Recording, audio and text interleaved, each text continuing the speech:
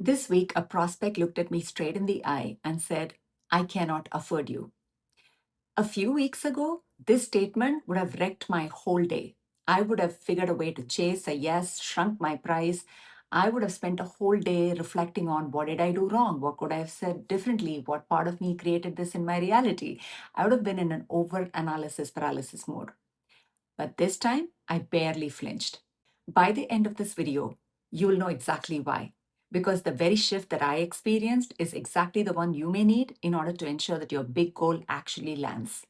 Hi, my name is Ajita, and welcome to my YouTube channel. With over 20 years of corporate executive experience, I am now the consciousness architect and advisor for tech professionals, leaders, and entrepreneurs, upgrading their internal operating system so they can lead at visionary scale. I also do corporate advisory for organizations that are in the process of adopting AI, more from a human perspective. What I share in this video is my live business building experience. I am not building this business from hustle and grind. Instead, I'm using my proprietary framework, the 7I pathway of conscious co creation, where the 7Is are infinite field, intention, identity, imagination, intuitive decision, inspired action, and inevitable results. This is my live case study of taking my business from zero to $4.4 million in 12 months or less, using another proprietary framework of mine, which is Epic Leadership Operating System, where the E in Epic stands for emotional, P for physical, I for intellectual, and C for consciousness. Week by week, you will see invisible shifts creating visible results. We are now on week 28. Let's see what's shifted. Before we go into the details of what exactly shifted for me this week, I want to share a few wins. I was deeply inspired to reach out to a partner that I worked with in submitting my $1 million proposal a few weeks ago. I had this conversation about my focus on helping organizations take care of the human side of AI adoption. That conversation actually was amazing because it led to me creating a whole new white paper on this very aspect of doing is cheap, but leadership is not. And I'm actually excited about that white paper because it's going to be a huge tool for prospecting from a organization-based consulting and coaching and advisory services that I get to offer. The second thing I'm celebrating is that my ads went live for my masterclass, and you will also be able to register for it. It's free for everyone. I'm going to be linking the masterclass registration link below in this video. It's called Beyond the Noise, Finding Your North Star as a Soul-Led Leader. Actually, the way this masterclass came about was an inspiration from addressing the very first question that I had asked in the Missing Link masterclass, which is the first one that I did in June of this year. And I will be linking the replay of the Missing Link masterclass as well as the link to register for this upcoming one. It is happening next Monday and Tuesday, August 31st and September 1st. Make sure that you register and see me inside the Zoom room. I would love to have you there. I'm also celebrating the kickoff of the speaking program that I have joined. It was an incredible energy group of women that are all entrepreneurs, 20 plus people, deep resonance. The stories were incredibly moving and the energy was so palpable. And I am so grateful that I chose to be part of that group.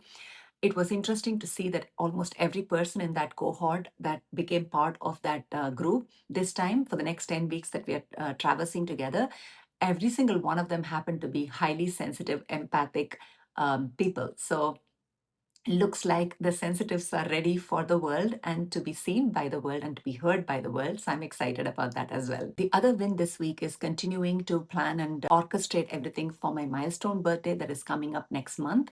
I'm excited about that because a lot of things about who the vendors are going to be, the master of ceremony, the itinerary, everything is coming together beautifully. The biggest celebration there is nothing in my external reality is making me tighten my purse strings at this moment, if you may. And I'm so grateful for the faith that is carrying me through this journey, through this point, and beyond. Last but not the least, the biggest win for this week is getting absolute clarity on how I would love to run my business. And this is such an important thing for those of you that are listening, if you're entrepreneurs, is we are again running after what's the latest fad, the latest viral technique, and the process that works, the strategy that works for someone else. And we end up forgetting that true alignment happens when you listen to the soul within you, the intuition within you, and really understand what brings you joy. So, long story short, I have now come up with a complete selling system, an automated way to bring clients through meta ads and channel them through a whole bunch of low ticket offers, which includes masterclasses and also selling them upcoming masterclasses, because I have planned the entire masterclass schedule until February of next year. And it's all aligned with the framework that I'm teaching or sharing with you all here. First four masterclasses are connected to the missing link masterclass, which is, how to bridge the gap or close the gap between where you are and where you're called to be. The first four masterclasses are going to be addressing those particular themes. And the next few masterclasses are all focused on my 7I framework that I'm using live here in building my business. I'm actually bringing that to be a deep dive for people that are interested in learning how to apply it for their own journey in whether it's life or business or leadership. So I'm excited about the fact that the whole selling system is coming together, the automation. So those are my wins for the week. Now let's take a look at what exactly happened this week that helped me to stay unflinched or unaffected by what my prospect told me. Last week, week 27, I talked to you about deepening my faith. Last week was about making that concept become somewhat of a practice in my life. But this particular week, it absolutely deepened. It no longer remained a concept. It became the practice with which I lived. I'm not kidding about this. It has been monumental, a shift that I feel within me. The book that I've been reading is God Works Through Faith by Robert Russell. This is the book. And a few months ago, I read this book. But to read it again now, when the intention is to actually practice it, it lands very, very differently. One of the things that he says in this book is very powerful, and I want to read it out to you. Faith cannot lift us any higher or take us any further than the level of consciousness on which we function. See, if you look at it in my EPIC operating system, C stands for consciousness. So if you have difficulty practicing faith, it is because your level of consciousness exists at a level that is the reactive level, as I call it, where you're more driven by fear. And in order for you to really practice faith, you have to step out of fear and move into faith. And that involves getting really, really close with infinite field, what people call infinite field, God, source, universe, however you may term it as. It is not until you really get close and develop a deep friendship with the creator, the source, the universe, God, infinite field, can you truly practice faith. Nothing on earth you cannot have, nothing you cannot heal, nothing you cannot be if you have faith enough to accept the fact that what you're seeking is already yours. The fact that you can visualize a changed condition is proof of the spiritual reality of it. And the biggest message in this is oneness.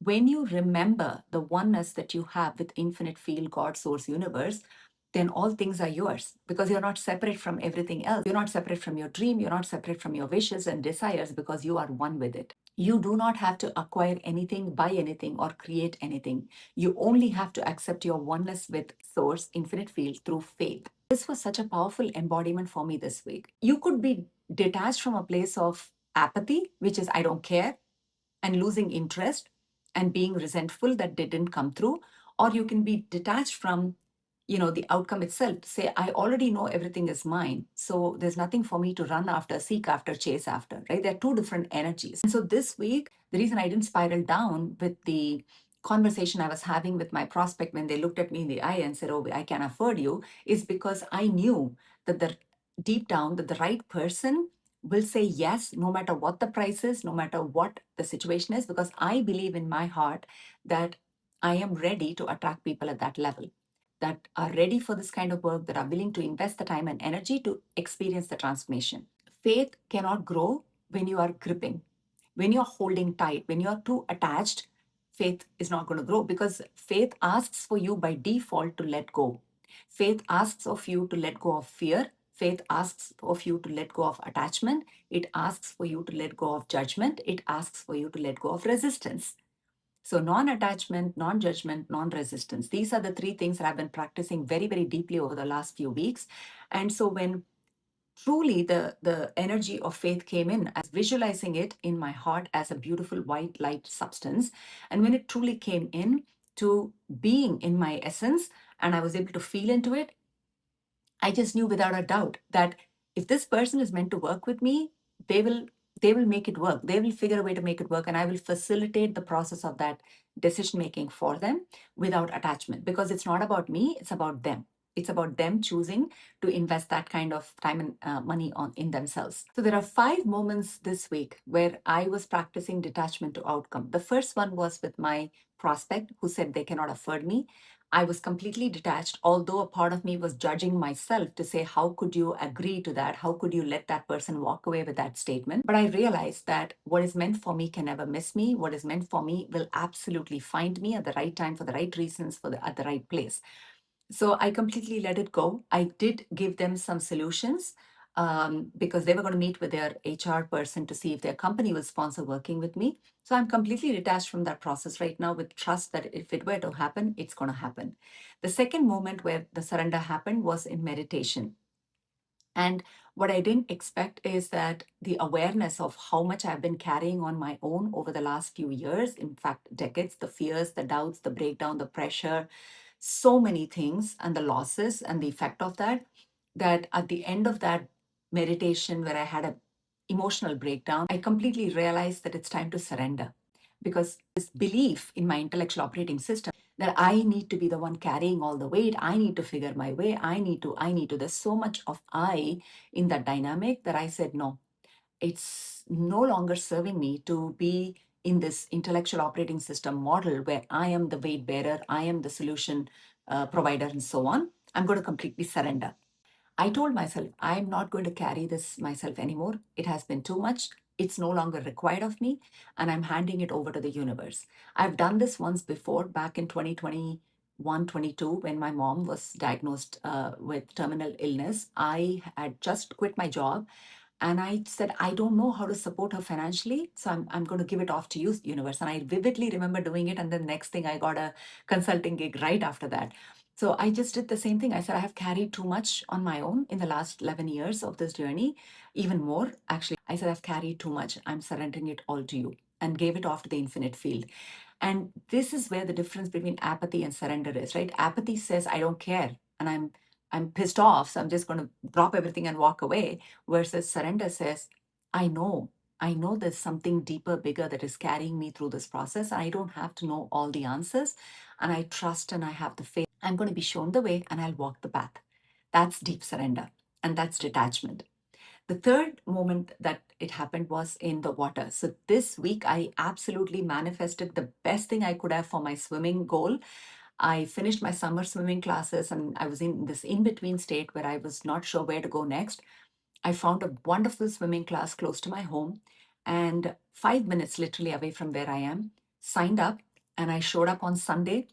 And I am so grateful that I did that because these people took me through the very basic steps of learning to be comfortable putting my head underwater, learning to do a back float and coming back up, learning to do a front float and standing back up. So the entire process took away completely the fear of putting my head underwater and coming back up. And it was a 30-minute class with one instructor working with me.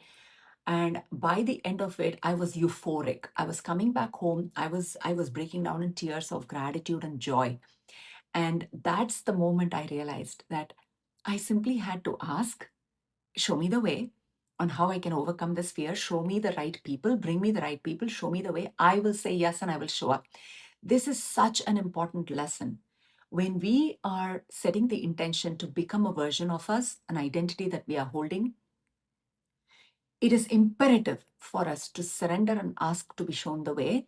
At the same time, it is imperative for us to follow that inspired action. If we ask to be shown the way, but we chicken out without taking that action, we're not going to be able to get to the inevitable results.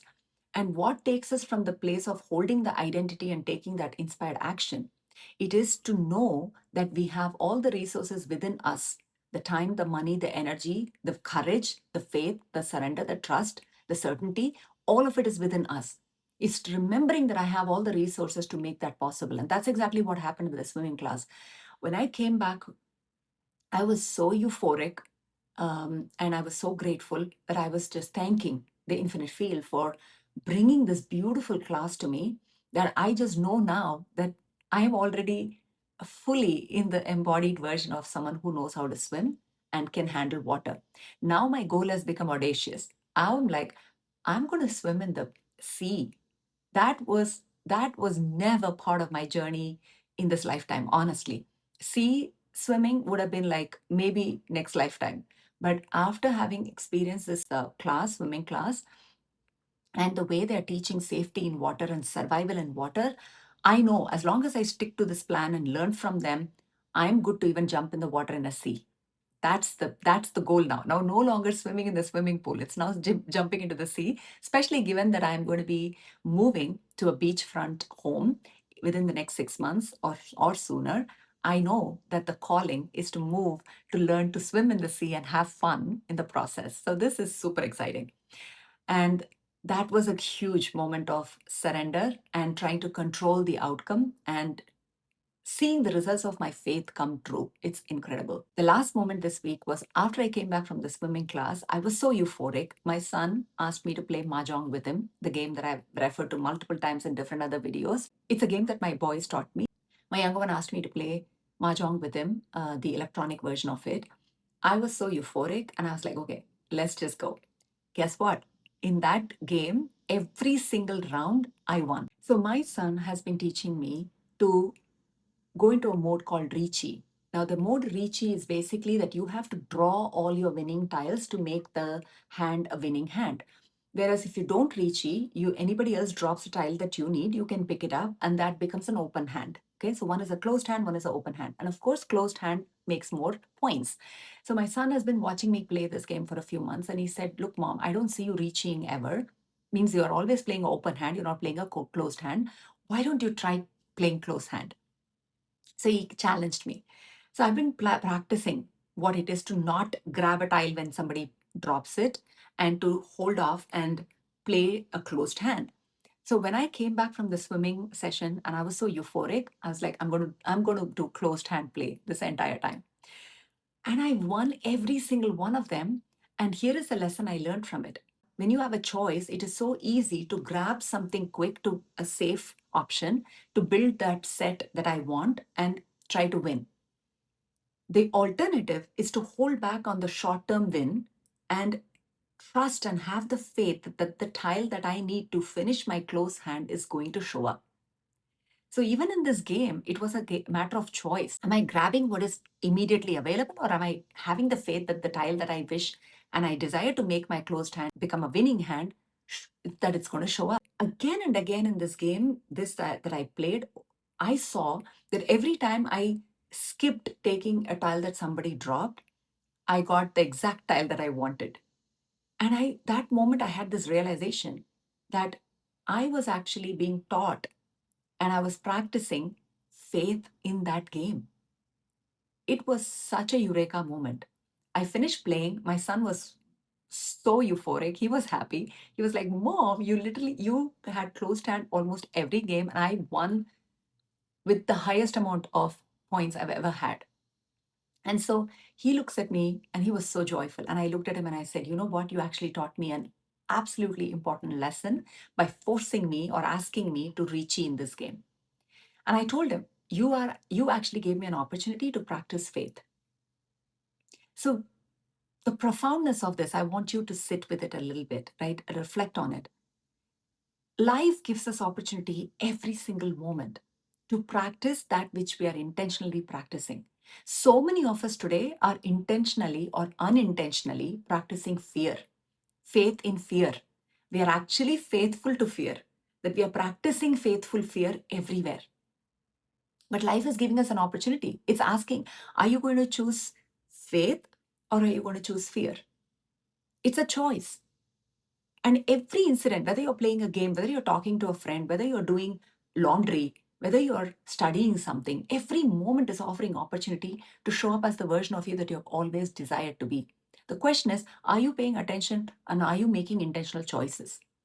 This week, every incident I observed demonstrated back to me how deeply I'm practicing faith. And the way I practiced faith was complete detachment to outcome. Emotionally, this week, I overcame the fear of not having enough or losing, right? All of those things shifted instantly because I was operating in faith. And physically, I took action. I took action in my body. I showed up in the pool despite being nervous. I stayed in the Mahjong game despite not being sure how it's going to play, right? I was moving my body daily.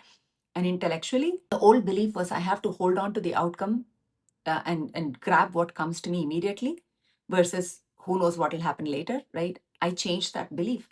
And I said, my job is alignment and action. I'm not here to control. Letting go of control was one of the biggest wins for me this week. And identity, I'm operating from the identity of someone who absolutely is in faith. I am faith in action. I am faith in action. Can you see how powerful that belief and that identity is? Clearly, you're going to be asking, what's in it for me? Of course, here's what I want to offer to you. Faith is intellectual until you practice it. It's same as anything else that you're learning in life. Fear is automatic because we've been programmed and there's plenty of it around us to absorb it osmotically, which means you're just absorbing it from other people. But faith, which is against the current of where everybody else is going, is not natural until you make it intentionally a practice in your life. It is a feeling that you don't have to wait for it to arrive. It's a muscle that you get to build every time you choose to not grip, every time you choose to let fear go. Every time you choose to let fear go, you choose to loosen the grip, you choose to let go of control, you're stepping into faith, absolute faith. Every moment in your life is offering an opportunity for you to practice faith. And please understand that detachment is not apathy. It's not giving up on what you desire, but it is giving up on the how and the when that thing is going to show up for you. Deep surrender with incredible amount of faith in the infinite field that has created everything around you, that it's going to make your dream come true. Before I leave you with a question that I want you to reflect on, please make sure that you subscribe, like this video, share this video, and comment what about this week's message resonated for you. I always love to hear from you. And now the question I want to leave you with. Where in your life or business right now where you're gripping something so tightly that you can't even know whether it's actually working or not?